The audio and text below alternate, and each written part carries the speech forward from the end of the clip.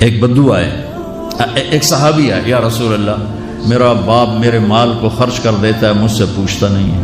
تو ہم نے کہا بلاؤ اسے۔ ان کو جب بلایا گیا تو اس نے پوچھا کیوں بلا رہے ہیں؟ کہ تیرے بیٹے نے شکایت کی۔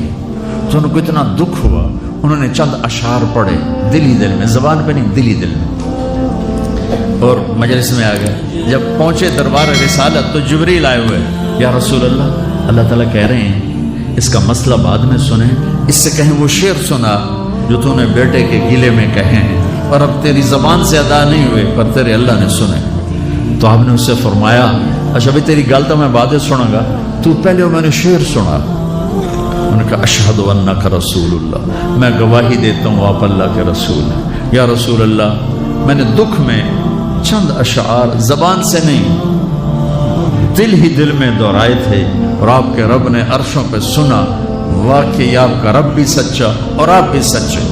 آپ نے کہا کیا کہا تھا؟ کہا میرے بیٹے جس دن تو پیدا ہوا ہم نے اس دن اپنی ذات کے لیے جینا چھوڑ دیا، ہم نے تیرے لیے زندگی کا سفر شروع کیا،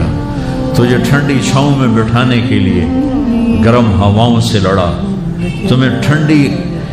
ہواؤں سے بچانے کے لیے برفانی راتوں میں کام کیا، تیری ایک مسکراہٹ دیکھنے کے لیے ساری ساری رات تڑپا، ساری ساری رات اپنے آپ کو کوہلو کے بیل کی طرح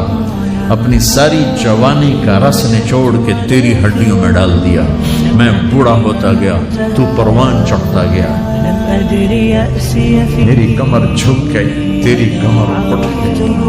میری ٹانگوں سے جان نکل گئی، تیری ٹانگیں مضبوط ہو گئی، میرے ہاتھ کانپنے لگے، تیرے ہاتھ مضبوط ہوئے،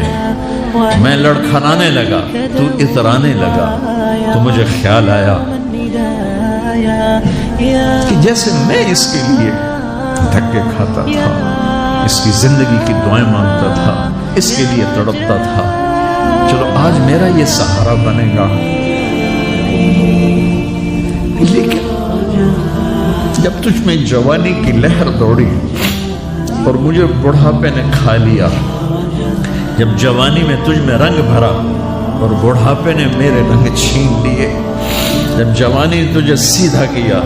بڑھاپے نے مجھے ٹیڑھا کر دیا، کمر جھکا دی، تو ایک دم تو مجھے ایسے گھور کے دیکھنے لگا، تیری آنکھیں ماتھے پہ چڑھ گئیں اور تو مجھے یوں دیکھنے لگا جیسے میں نوکر ہوں، تو باپ، تو مالک۔